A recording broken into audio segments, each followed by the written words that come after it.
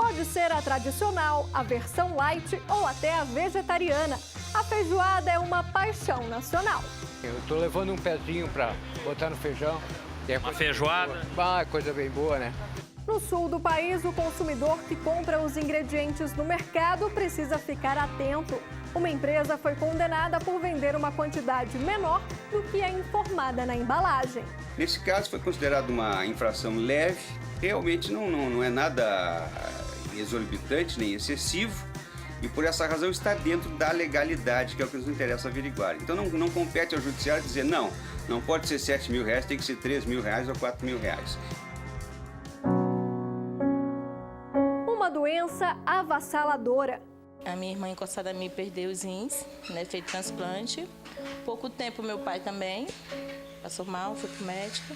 Aí descobriu que o rins tinha parado. Depois o outro tio também. A família descobriu que um erro genético raro causava tudo isso. É a chamada doença de Fabry. Quando você pega o DNA, que você sabe que você não tem o que fazer, vem um outro nível de preocupação. Né? E principalmente quando você sabe, nossa, eu já tenho aqui o resultado e como que eu vou me tratar? Tem uma angústia muito grande. O desespero tem justificativa. O remédio que ameniza os sintomas não é fornecido pelo SUS. Fraude no ensino superior. Alunos de faculdades de Pernambuco foram enganados. Essas instituições, né, de ensino superior e instituições que não tinham qualquer qualificação como de ensino superior, levavam aos municípios, né, pequenos, né, da região, né, nos que há pessoas mais humildes e se apresentavam como se estivessem oferecendo cursos de graduação, quando não tinham autorização. Mesmo depois de vários anos de estudo, eles não receberam o diploma. Esses cursos livres, quando estão no formato de extensão, eles só podem ser ministrados por instituições de ensino superior. Então, curso de extensão é um curso de nível superior, mas não é uma graduação. E é só o começo, tem muito mais para você agora no Via Legal.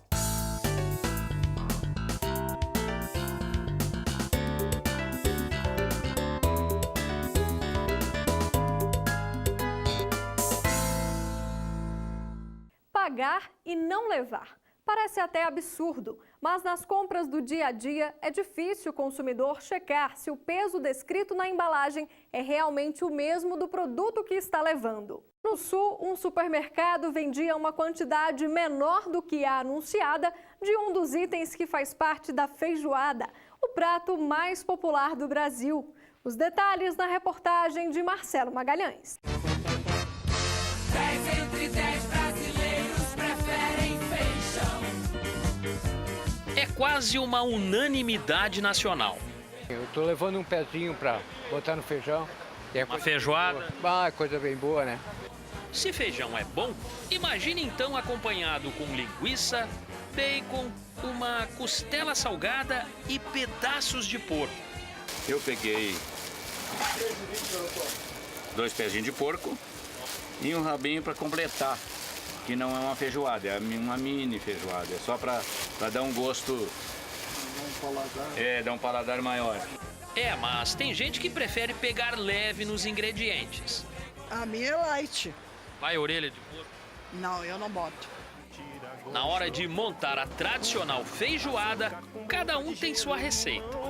E vamos botar água no feijão.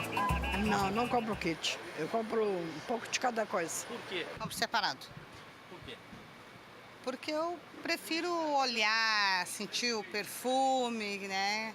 Que nem o charque agora, eu passei e senti aquele perfume dele, né? Tem outros que não são tão perfumados. Kit completo. Por quê? Eu acho que é mais barato, que vale mais a pena, é mais viável financeiramente.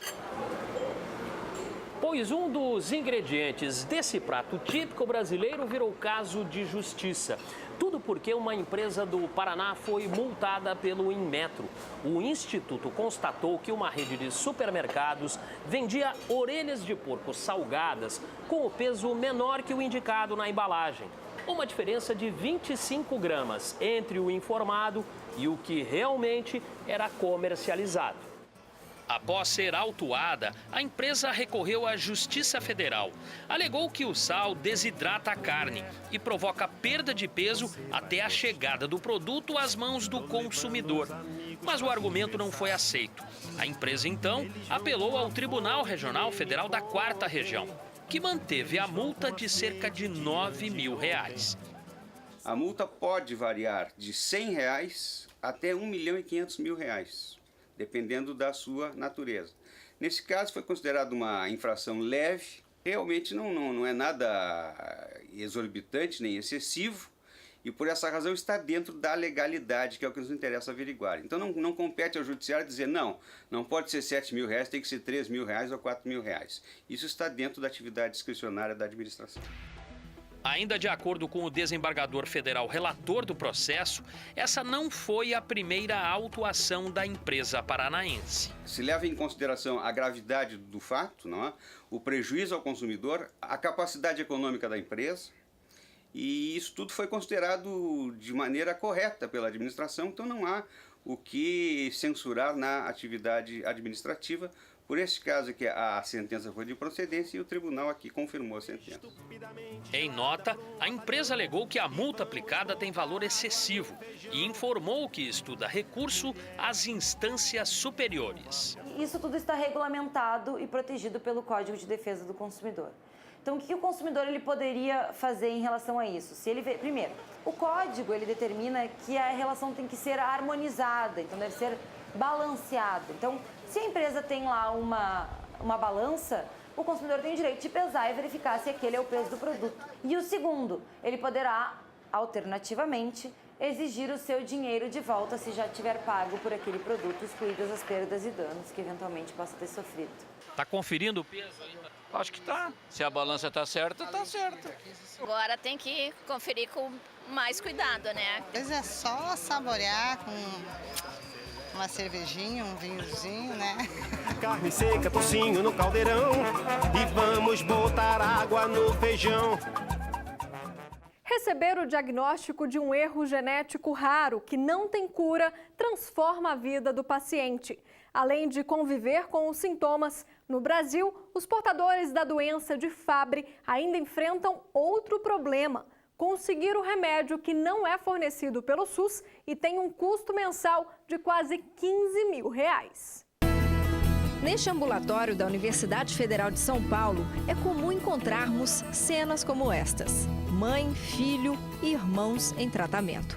A doença de Fabry é genética e transmitida de uma geração para outra. A minha irmã encostada a mim perdeu os rins, né, fez transplante. Pouco tempo meu pai também passou mal, foi pro médico. Aí descobriu que o rins tinha parado. Depois o outro tio também. Aí foi aí que o médico achou estranho, né? Vamos focar nesse aqui para ver o que eles têm. Eu descobri através do meu irmão, né? O Eduardo. Ele manifestou perdendo os 2 rins. E aí toda a família passou pelo processo de fazer o exame genético para descobrir o que nós teríamos mesmo, né? Ela é debilitante, ela vai deixando você cada vez mais fraco. E pode tomar um medicamento, já ajuda muito, mas sem um medicamento com certeza você passa a ficar de cama. 2 dos 3 filhos de Dona Silvia herdaram uma doença que não tem cura. Vinícius é um deles e faz o uso do Fabrazyme a cada 2 semanas. O remédio é aplicado diretamente na veia para controlar e aliviar os sintomas. Desde que eu me lembro, aos 7 anos eu tenho sintomas. Dores na mão e no pé, né? Queimações, parece que são 1000 agulhas furando ao mesmo tempo. A doença é provocada pela deficiência ou ausência da enzima alfa-galactosidase A, responsável pela degradação de gorduras no corpo. Segundo esta médica especialista no assunto, quando não há reposição desta enzima, órgãos importantes como rim, coração e cérebro começam a apresentar sérios problemas. E o que o tratamento vai fazer? Ele vai passar a limpar aquele depósito, como você imagina que era uma cozinha e que não tinha água, e que tem uma quantidade de prato sujo imensa. E aí ele vai começar a tirar esse depósito. Se eu começo na infância, que o depósito tem pouco tempo, o que a gente imagina que vai acontecer é que essas crianças não vão desenvolver nem insuficiência renal, nem quadro cardíaco, porque a gente impediu que esse depósito chegasse a esse ponto. Se eu já tenho um adulto, por exemplo, e que já tem um quadro renal, eu vou usar esse medicamento, para o rim dele já foi, mas eu preciso proteger o coração, que é o órgão que acaba, na verdade, tendo a maior mortalidade, e preciso proteger o cérebro, no sentido de que ele não faça os acidentes vasculares cerebrais. A doença de Fabry é rara e o medicamento mais indicado nos centros de referência do país, como o da Unifesp, não está incluído na lista do Sistema Único de Saúde. Por isso, os pacientes precisam recorrer à Justiça para ter acesso às aplicações. E cada uma custa mais de R$7 mil. Foi o caso também dessa professora que desde a infância sofre com complicações na visão e no sistema digestivo. Aos 49 anos, Celinei passou por diversas internações. Quando você pega o DNA, que você sabe que você não tem o que fazer, vem um outro nível de preocupação, né? E principalmente quando você sabe, nossa, eu já tenho aqui o resultado e como que eu vou me tratar? Tem uma angústia muito grande. Então, passando muito mal, internada, fiquei 2 meses, fiquei 1 mês e 7 dias no hospital, mais 1 mês em outro, e fala assim, nossa, mas quando que eu vou começar a tomar esse medicamento? Com a ajuda da família, ela entrou com uma ação judicial para ter direito ao tratamento. Nós propusemos uma ação de obrigação de fazer, com pedido de tutela antecipada em caráter liminar. Essa tutela antecipada, ela visa exatamente antecipar o bem da vida, que é o fornecimento do medicamento, para tentar retardar aí a evolução da doença de Fabry. O caso foi julgado pela primeira instância da Justiça Federal, que negou o pedido. Mas no recurso, o Tribunal Regional Federal da Terceira Região reverteu a decisão e pediu urgência máxima no fornecimento do remédio, sob pena de multa diária de R$10 mil. No processo, havia indicação da medicação por um médico. O remédio já tinha sido aprovado pela Anvisa, constava no cadastro da Anvisa como um remédio eficiente, e não havia qualquer outra prova nos autos no sentido de que outro medicamento pudesse substituí-lo, né? Em nota, a Advocacia Geral da União alegou que pesquisas não comprovam a efetividade do medicamento. Por isso, não é distribuído pelo SUS. E que o sistema fornece outros remédios que tratam da doença de Fabry. Além disso, a compra do medicamento geraria um custo aproximado de R$450 mil anuais para um único paciente. A União vai recorrer, mas afirmou que, por enquanto, cumprirá a decisão. Acho que a resposta que eu tenho que dar é assim, a esperança de recebê-la, né? Porque eu acho que nós temos que nos munir só de esperança numa situação tão caótica que está a saúde. Com a medicação, a professora espera conseguir ter uma vida normal. Mas para quem tem casos na família, sempre haverá uma grande preocupação com as próximas gerações. Eu fiquei num misto de feliz e triste, porque a gente estava numa saga de quase 5 anos tentando descobrir o que acontecia no estômago e intestino da minha mãe.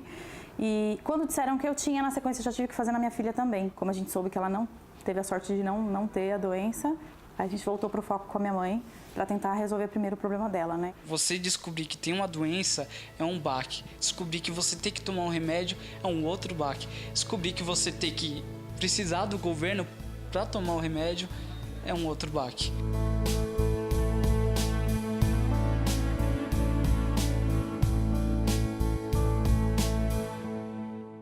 São, no mínimo, 4 anos de muito estudo e dedicação para se preparar e encarar uma rotina de hospital. O enfermeiro, além de ser o braço direito dos médicos, supervisiona uma equipe de técnicos e auxiliares. Por isso, o profissional formado em enfermagem é indispensável e obrigatório nos hospitais. Veja agora o que aconteceu em uma unidade de saúde na Bahia que não seguiu esta regra.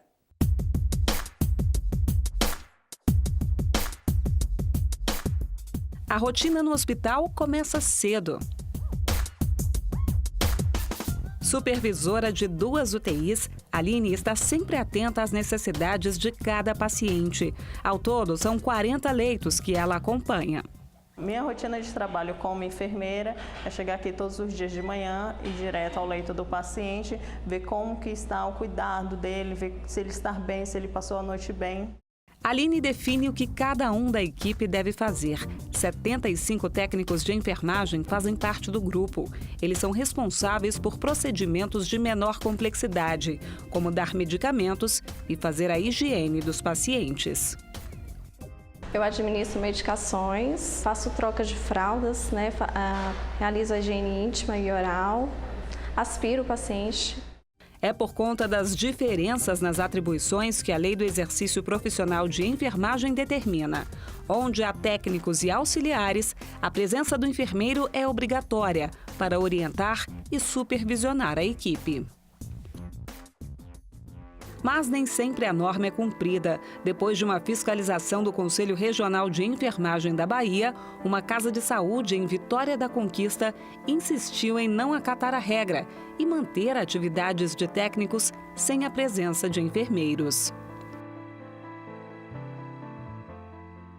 Na ocorrência de irregularidades, a nossa fiscalização notifica a instituição, geralmente dá prazo para a correção da irregularidade. Não sendo corrigido, baixa um auto de infração e recorre geralmente através de ações civis públicas ao Poder Judiciário. Por isso, a unidade de saúde foi alvo de uma ação civil pública. Em primeira instância, a Justiça Federal Baiana condenou o hospital a contratar enfermeiros para atuar durante todo o período de funcionamento. Mas a defesa recorreu ao TRF da Primeira Região, alegando que os conselhos de enfermagem não podem criar condutas obrigatórias sem previsão legal. Argumento que não foi aceito. Toda instituição de saúde, de porte, como essa no caso, tem que manter nos seus quadros um profissional de nível superior, o enfermeiro, E isso está na Lei 7498/96. O desembargador explica ainda que a presença do enfermeiro traz mais segurança ao paciente. O enfermeiro está, pela formação técnica dele, pela formação científica dele, superior, ele está preparado para isso que a lei fala, para situações mais complexas no atendimento médico, inclusive para tomada de decisões. Para a técnica de enfermagem Lídia, essa resposta da Justiça faz toda a diferença. Muito além da supervisão e orientação, a presença do enfermeiro traz mais confiança no trabalho do dia a dia. É importante a presença de um enfermeiro. Eles dão apoio para a gente. Estando enfermeira, a gente se sente mais seguro, porque pelo conhecimento que eles têm a mais do que a gente.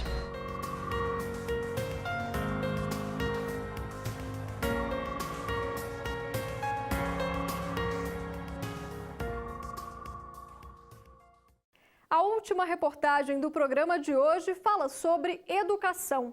O número de brasileiros com ensino superior completo não chega nem a 15%.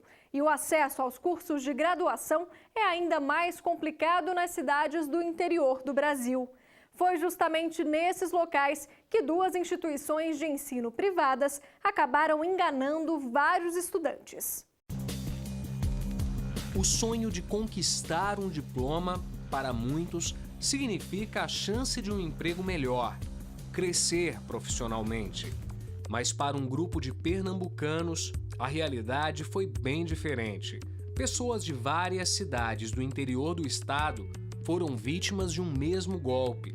Se matricularam em um falso curso de graduação.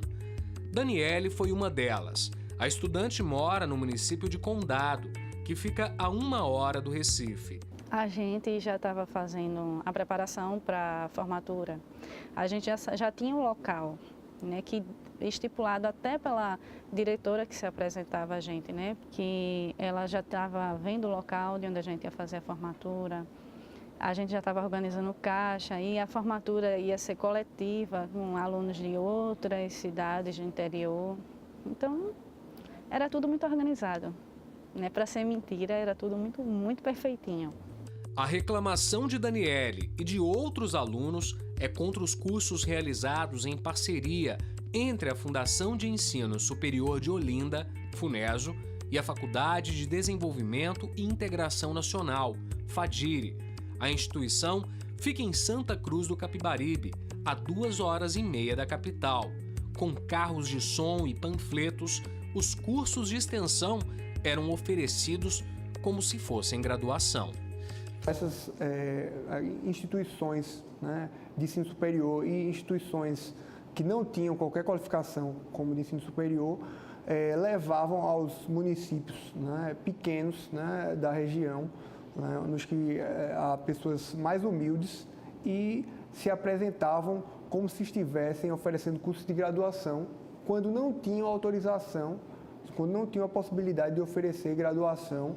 Segundo o procurador, a palavra extensão foi usada de forma distorcida no material de propaganda. O que se foi feito foi, na verdade, né, uma forma de enganar para que essas instituições, ou esses entes, melhor dizendo, atuassem fora de qualquer área de autorização, sem controle nenhum do Ministério da Educação e, né, oferindo lucro em cima de pessoas extremamente humildes. Na rede social de uma das faculdades, vários estudantes relataram o mesmo problema. Neste post, uma das vítimas comenta que vai começar o curso novamente em outra instituição. As denúncias motivaram a abertura de uma ação, que foi julgada pela Justiça Federal. Várias pessoas foram enganadas com isso e tiveram enormes prejuízos em suas vidas. Além disso, foi descoberto um esquema fraudulento de desvio de recursos.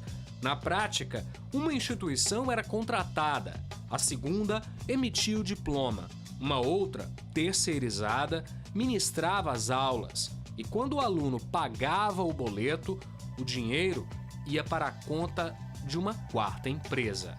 Nem a que diplomava, nem a que oferecia, nem a que ofertava era que recebia os valores. Quem recebia os valores era uma quarta empresa que foi criada com a mesma estrutura societária, parentes das empresas anteriores, para receber os valores. De acordo com o processo, a FADIRE possui autorização do Ministério da Educação para ofertar cursos de graduação na modalidade presencial, mas apenas na sede. A FADIRE alegou que os cursos em parceria com a FUNESO são, na verdade, cursos livres, que não necessitam de autorização do MEC para funcionar. O caso chegou à Justiça e os argumentos não convenceram esse juiz federal. Esses cursos livres, quando estão no formato de extensão, eles só podem ser ministrados por instituições de ensino superior. Então, curso de extensão é um curso de nível superior, mas não é uma graduação. Você não sai diplomado, você não sai dizendo que a sua escolaridade é o nível superior. A sentença determinou que as instituições retirem da internet as propagandas que mencionem os cursos de extensão. Elas foram condenadas ainda ao pagamento de multa por danos morais coletivos, no valor de R$500 mil. E este não é um caso isolado. No ano passado, uma CPI da Assembleia Legislativa do Estado de Pernambuco produziu um relatório apontando, por exemplo, a compra e venda de diplomas.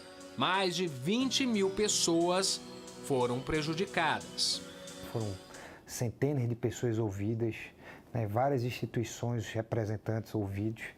Então, a gente apresentou um relatório imputando responsabilidade a mais de 17 instituições que estavam cometendo o mesmo crime. Portanto, existia uma rede articulada, né, para que pudesse atuar de maneira fraudulenta no estado de Pernambuco e na região. Irregularidades que também estavam sendo cometidas em outros estados brasileiros. E a gente pôde verificar que essa mesma situação estava acontecendo no estado da Bahia, Alagoas, Paraíba, Rio Grande do Norte, no Ceará, no Espírito Santo, Minas Gerais, Rio Grande do Sul, Rio de Janeiro, e tinha uma grande rede, ampla rede de articulação em todo o país. O presidente da CPI informou ainda que o Ministério Público Federal e o MEC instauraram processos administrativos contra as instituições denunciadas pela comissão e o descredenciamento delas. Esse professor reforça os cuidados que são necessários na hora de fazer a matrícula. É preciso estar atento. Além de verificar no site do MEC se a instituição é credenciada, o curso de graduação ou pós-graduação que a pessoa está procurando precisa ser aprovado para começar a funcionar e, além disso, reconhecido pelo MEC. Só se ele for reconhecido é que a instituição pode emitir o diploma. Daniele, que mostramos no início da reportagem, aprendeu com o erro e não desistiu dos planos. Já está estudando em outra instituição. Desta vez, ela checou se a faculdade estava regularizada. Fui fazer Direito, estou no 3º período hoje. Acredito que lá eu não venha ter nenhum problema. Eu gosto da área, me chama a atenção e quem sabe lá na frente. Acho que dê tempo de me formar e representar meus amigos.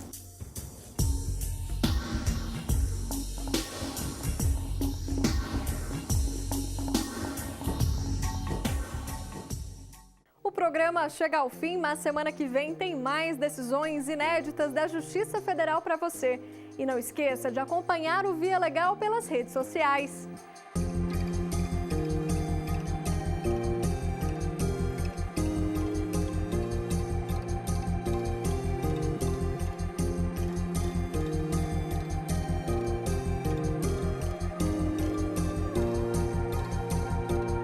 Curta, compartilhe e deixe sua opinião por lá. Até mais, tchau!